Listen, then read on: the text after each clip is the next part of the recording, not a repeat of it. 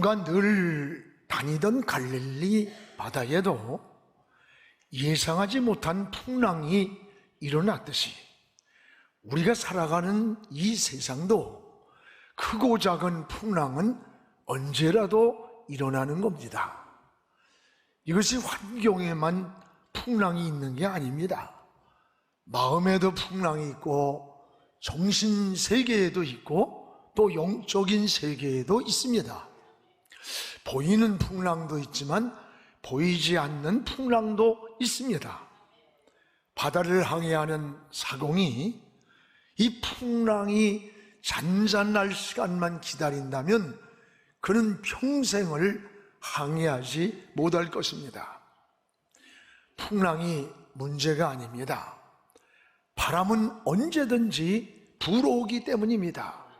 문제는 예수 없는 시간에 예수 없는 장소에서 풍랑을 만날 때 두려움과 불안과 공포에 빠지게 되는 겁니다. 풍랑을 해결할 수 있는 대안이 없기 때문입니다. 여러분, 오히려 신앙은 언제 강해지는 줄 압니까? 편안하고 잘 될 때, 잔잔할 때가 아니에요. 오히려 무서운 유라굴로와 같은 풍랑을 만날 때 우리는 목숨을 걸고 하나님을 찾고 기도도 하고 또 하나님 없이는 살 수 없노라고 하나님의 품으로 다가서게 되는 겁니다. 오늘 여러분들이 만난 고난이 있다면, 시련이 있다면 여러분 오히려 하나님께로 더 가까이 다가서고 또 하나님을 만나는 그런 기회가 되기를 주님의 이름으로 축복을 합니다. 위기가 기회가 되기도 합니다. 여러분, 오늘 말씀은 헤롯 왕이 세례 요한의 목을 잘랐습니다.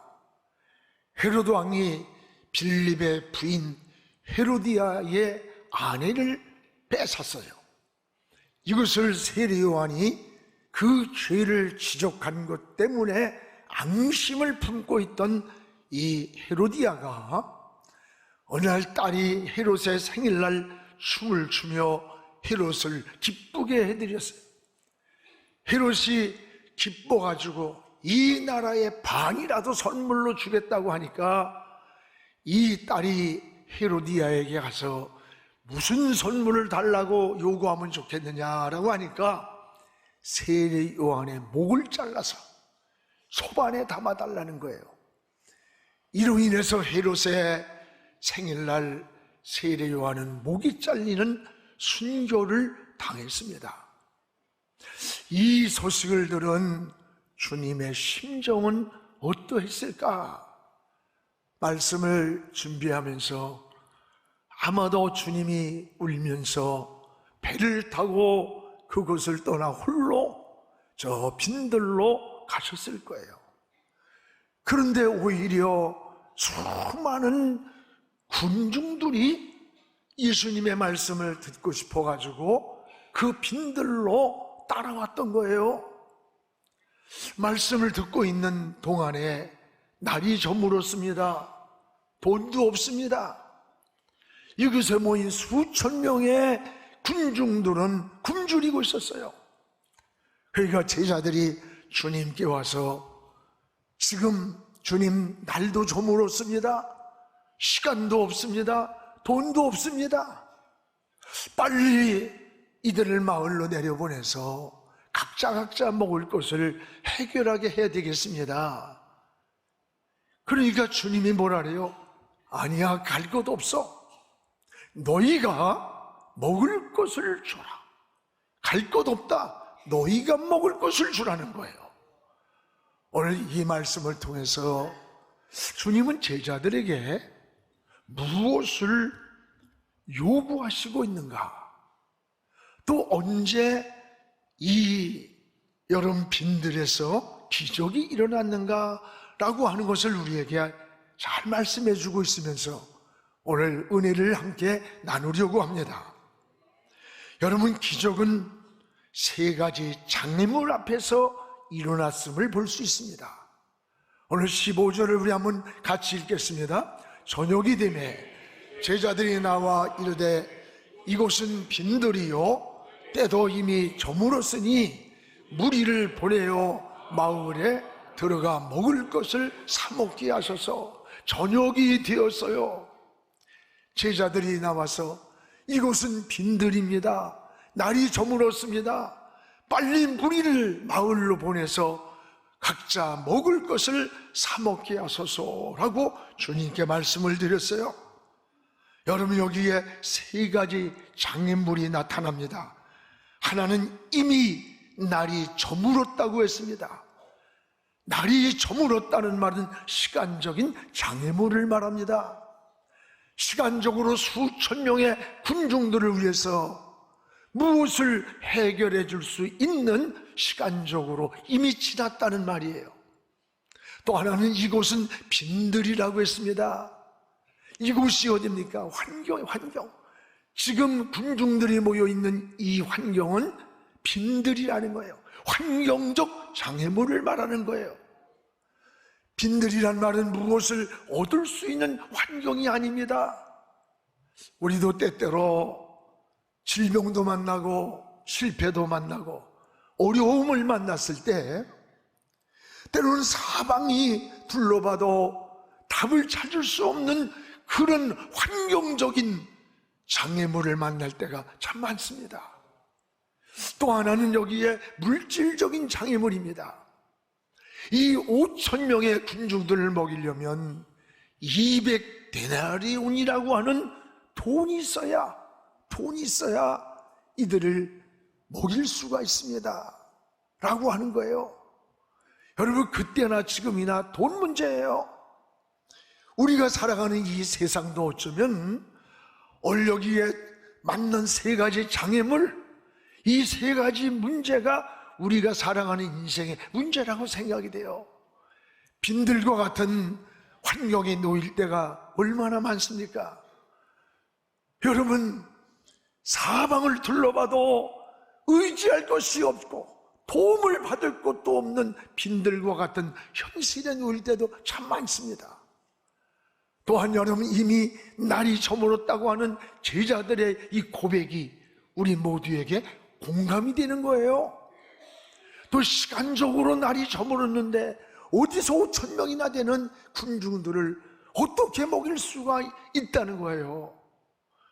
여러분, 200데나리온이라는 돈이 있어야 하는데 무엇을 사든지 여러분 해결할 뭐가 있어야 될 거 아니에요. 돈이 있어야 어떻게든지 뭐 해결해 볼 거 아니에요.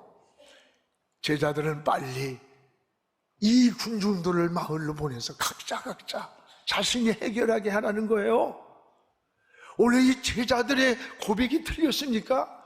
이 고백한 세 가지는 현실을 바로 진단하고 정확한 처방입니다. 우리가 살아가는 동안 끊임없이 따라오는 문제요, 장애물이기도 해요. 이런 장애물 앞에서 주님은 어떻게 반응하셨는가라고 하는 것을 볼 수가 있습니다. 주님은 이런 문제 앞에서 따라합시다. 믿음을 요구하셨다. 주님은 어떻게 반응하셨어요? 이러한 문제를 진단하고 처방하면서 해답을 구할 때 주님은 이런 문제 앞에서 오히려 제자들에게 믿음을 요구하셨어요. 우리 16절을 함께 읽겠습니다. 예수께서 이르시되 갈 것 없다. 너희가 먹을 것을 주라. 갈 것 없다. 너희가 먹을 것을 주라는 거예요. 어떻게 제자들이 먹을 것을 줄 수 있겠어요?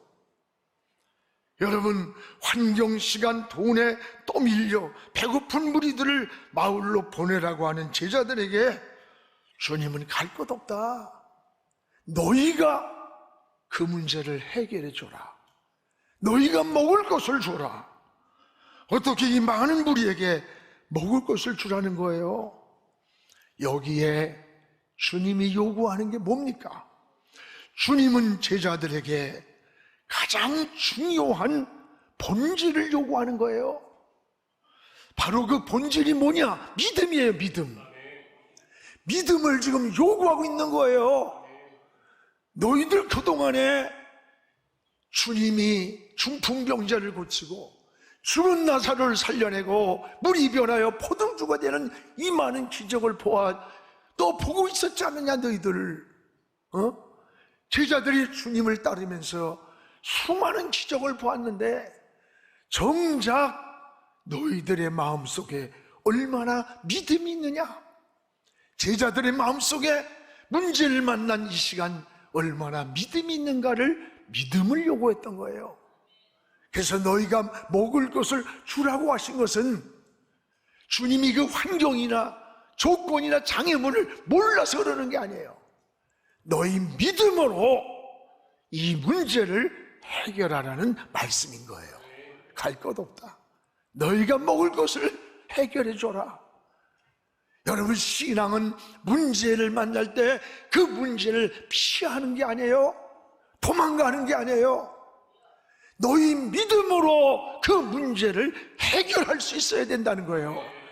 또 해결하라는 거예요. 여러분, 신앙이 뭐예요? 신앙은 아는 게 아니에요. 믿는 거예요.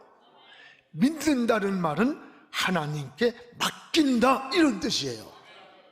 연사라는 1859년에 한 고기사가 미국에서 캐나다 토론토를 건너가다 보면 나이아가라 폭포가 있잖아요. 거기에다가 높은 밧줄 위에 미국에서 캐나다로 건너가는 밧줄을 설치했습니다. 세계 최초로 시도한 이 나이아가라 외줄타기 현장이에요. 수많은 사람들이 몰려왔습니다. 이들은 이곳에서 무려 48m나 되는 로프를 설치했어요. 높이에. 그는 한 발 한 발 밧줄 위를 걸어서 폭포를 걸어갔습니다. 수많은 사람들이 몰려들었던 그 사람들은 우레 같은 박수를 치면서 환호성을 보냈어요. 그때 모든 이 고개가 끝날 그때쯤 고개사는 관중을 향해서 이렇게 외쳤습니다. 여러분, 당신들은 내가 다시 사람을 덩어리에 업고도 이 폭포를 건너갈 수 있다고 믿느냐? 아, 그렇습니다. 당신은 그렇게 할 수 있습니다. 막 아우성을 쳤어요. 그러니까 그러면 여러분 중에 내 앞으로 누군가 나와서 내 등에 업히십시오. 그 수많은 당신은 할 수 있다고 아우성치던 이 군중들이 하나하나 뒤로 물러나는 겁니다. 이때 한 남자가 나는 당신을 믿는다. 나를 업고도 잘 건너갔다 올 것을 나는 믿는다. 그리고 등에 업혔다고 합니다. 여러분, 많은 사람들이 당신은 할 수 있다고 믿는다고 아우성치는 이들이 믿음입니까? 여기에 엄밀한 의미에서 진정한 믿음을 말한다면 등허리에 업힌 한 사람입니다. 내가 당신의 등에 업혀서도 무사히 갈 것을 믿고 맡겼던 그 한 사람이 바로 믿음이라는 거예요. 오늘 우리의 신앙생활도 마찬가지예요.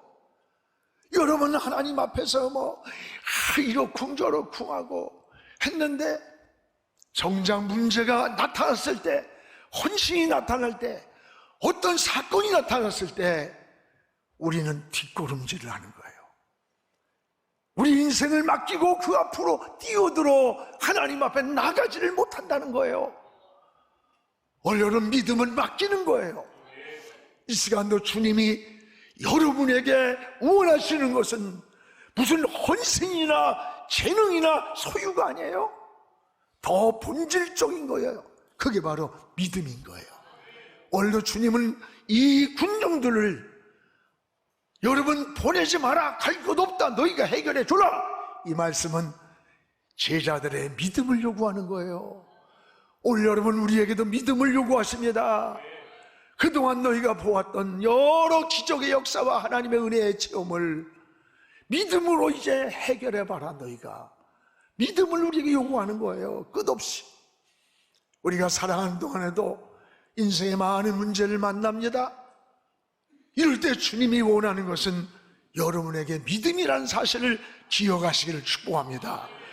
그래서 히브리 11장 6절에 믿음이 없이는 하나님을 기쁘시게 못하나니, 그가 하나님께 나아가는 자는 그가 살아계심과 그 하나님이 우리에게 상을 주시는 분임을 믿어야 할지니라. 믿어야 할지니라. 믿음이 없이 하나님을 기쁘게 할 수가 없다는 거예요. 우린 이 세상에 태어나 천국에 가는 시간까지 믿음으로 가고 믿음으로 살다가 믿음으로 천국에 가는 거예요. 오늘 여러분, 주님은 우리에게 믿음으로 바라보기를 원하고 믿음으로 생각하고 믿음으로 말을 하고 믿음으로 행동하기를 원하고 계시는 거예요. 여러분, 성경에는 세 종류의 믿음이 있습니다. 하나는 죽은 믿음이 있다 그랬어요. 야고보서 2장 17절에 보면요, 이와 같이 행함이 없는 믿음은 그 자체가 죽은 것이라 했어요. 행함이 없는 믿음을 죽은 믿음이라 했어요. 여러분, 죽었다고 하는데 죽은 데서 뭘 할 수가 있겠어요? 우리의 행동이 동반되지 않는 믿음은 그 자체는 죽은 믿음이라는 거예요. 또 하나 성경에는 작은 믿음이라고 했습니다.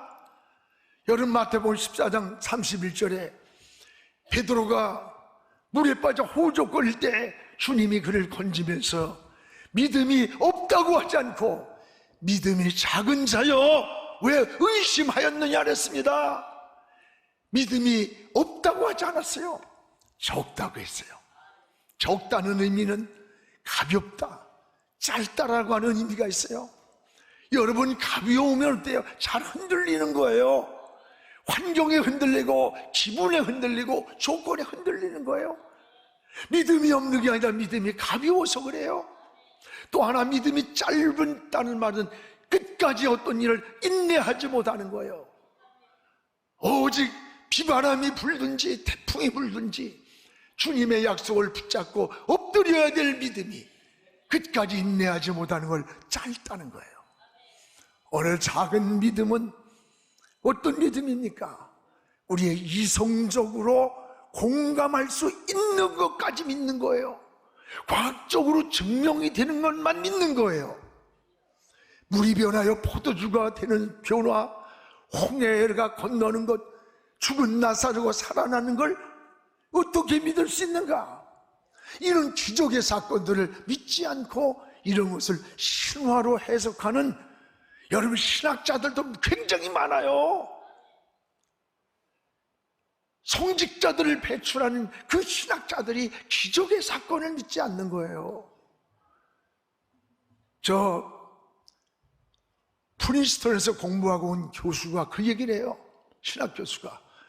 성경을 가르치는 교수가 자기는 성경을 믿지 않는다는 거야. 이런 인간들이 어떻게, 그 안에서 자란 성직자들이 어떻게 이 사회를 그리스도의 복음의 증인이 될 수 있겠어요?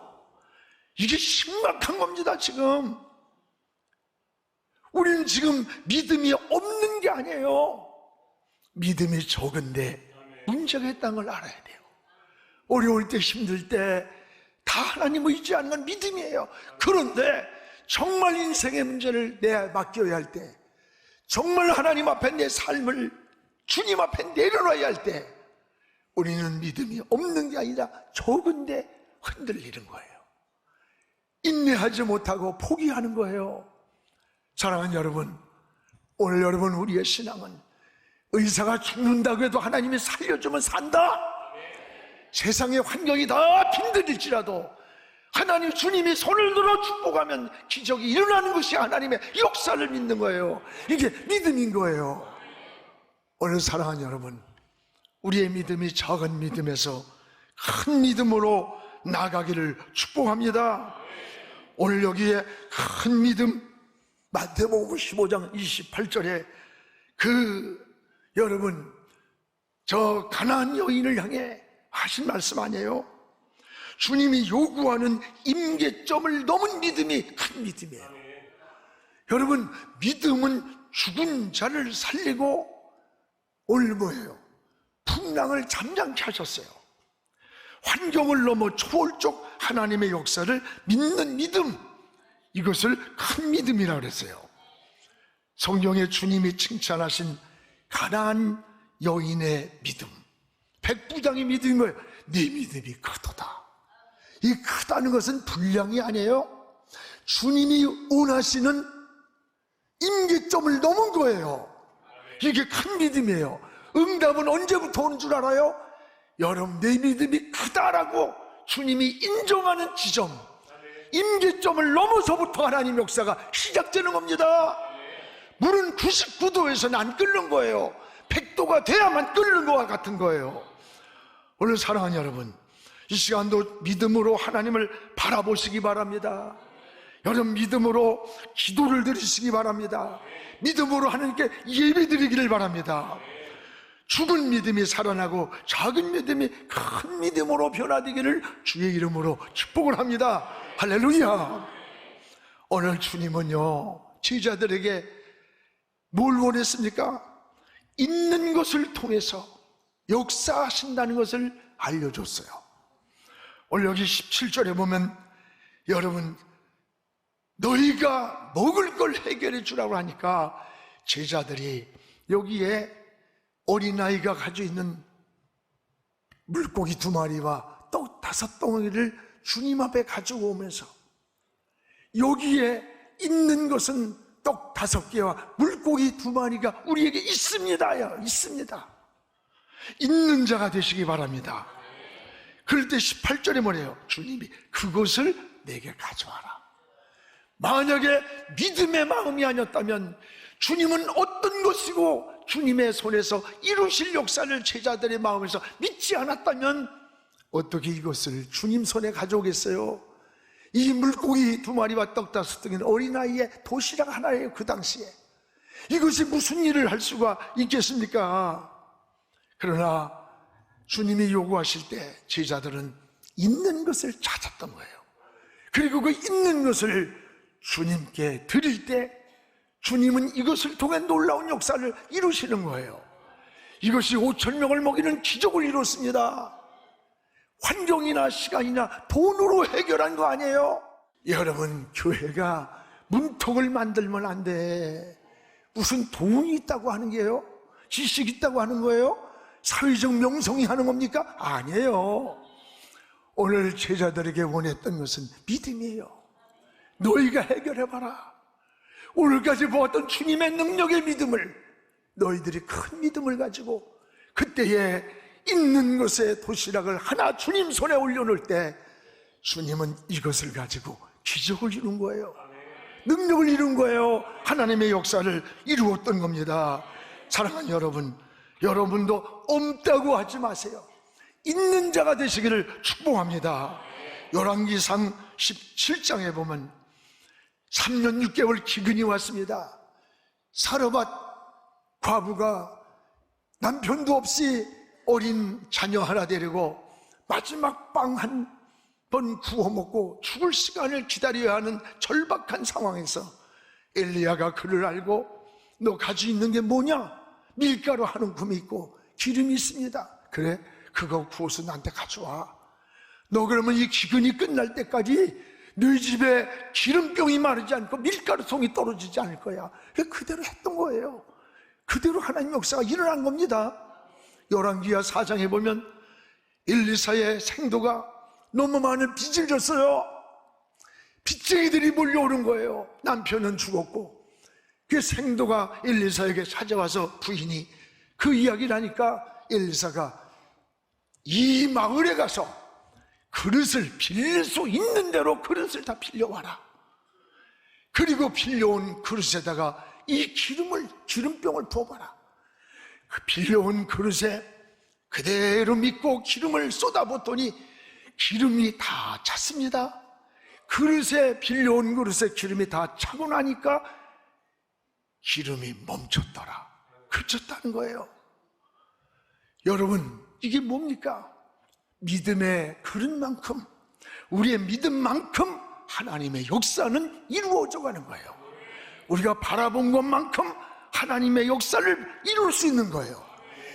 그래서 시편 81편 10절에도 나는 애굽에서 너희를 건져내고 너희를 구원한 여호와 하나님이다. 너는 나를 믿고 입을 넓게 열어라. 내가 채우겠다. 믿음의 입을 열고 신앙의 입을 열고 하나님을 바라보라는 거예요. 그 채우시는 분은 하나님이란 약속이에요. 오늘 사랑하는 여러분, 없는 자가 되지 말고 있는 자가 되기를 주의 이름으로 축복합니다. 이것이 신앙이에요. 무엇보다 여러분, 우리는 믿음이 있어야 합니다. 믿음이 없는 사람을 통해서 어떻게 하나님의 역사가 일어나겠어요? 문제를 가지고 올 때 주님은 내가 너를 고칠 수 있다고 믿느냐? 내가 믿나이다. 그러면 내 믿음대로 되라 그랬어요. 네가 믿은 대로 되라는 거예요. 성경은 창세기부터 계시록까지 믿음으로 관통하는 거예요. 믿음으로 구원받고 믿음으로 이 세상에 승리하고 믿음으로 저 천국에 가는 거예요. 오늘 여러분, 믿음이 있어야 되는 거예요. 또 하나는 기도가 있어야 돼요. 기도하지 않는 사람이 어떻게 하나님의 응답을 누릴 수 있겠습니까? 또 하나는 심은 것이 있어야 돼요. 심은 대로 거두는 것이 성경의 법칙이에요. 심지 않고 거두는 것은 도둑이에요. 강도라 했어요. 오늘 여러분, 이 어린 나이에 도시락 하나, 떡 5개와 물고기 2마리가 5,000명을 먹이는 기적의 역사를 이루었습니다. 사랑하는 여러분, 오늘 이런 축복의 근원, 이 축복의 근원이 누굽니까? 바로 하나님께 있는 겁니다. 오늘 19절을 보십시오. 19절에 보면 주님이 도시락 하나를 받아서 수천 명의 군중들 앞에서 하늘을 우러러 축사하시고 떼어 제자들에게 주시매 5,000명을 먹이고도 12광주리가 남았다는 거예요. 오늘 여기 하늘을 우러러 축사했다? 하늘이란 말은 하나님의 실존을 말하고 하나님의 나라, 하나님의 존재, 하나님의 주권적 영역을 말하는 거예요. 모든 인생의 복은 어디서 오느냐? 하나님께로부터 오는 거예요. 하나님이 주시는 겁니다.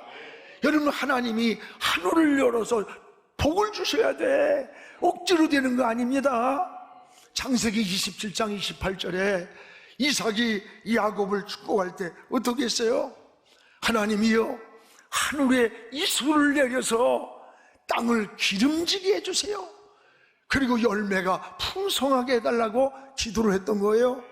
신명기 28장 12절에도 하나님 앞에 하늘의 아름다운 복을 열으사, 하나님의 아름다운 하늘의 복을 열어야 돼. 그리고 때를 따라 비를 내리시고 여러분 양식을 주신다 그랬어요. 그렇습니다. 주님의 손을 들어 주셔야 돼요. 하늘을 우러러 축사하셨어요. 주님의 손이 올라갈 때 역사가 일어났습니다. 주님이 축복의 손을 들어주시면 돼요. 이 시간도 주님이 손을 들어주시기를 주님의 이름으로 축복을 합니다. 사랑하는 우리 성도 여러분, 우리의 삶이 빈들같을지라도 사막일지라도 날이 저물었을지라도 오늘 여러분 주님의 기적을 함께 고백하면서 어떤 환경에서도 여러분 인생을 포기하지 마십시오. 인생이 병들고 실패하고 저문 시간적 장애물이 할지라도, 여러분 빈들과 같은 환경의 장애물이 내게 앞에 있을지라도, 200디나리온의 돈이 없을지라도 주님이 손을 들어주시면 되는 거예요. 주님이 일으켜주시면 일어나는 거예요. 주님이 살려주면 사는 거예요. 우리가 빈들이든 저물었던 주님만 바라보고 믿음의 길을 걸어가시기를 축복합니다. 지금은 선교 헌금 시간입니다. 이 예배를 통해 삶 가운데 은혜와 회복이 충만하시길 간절히 기도합니다.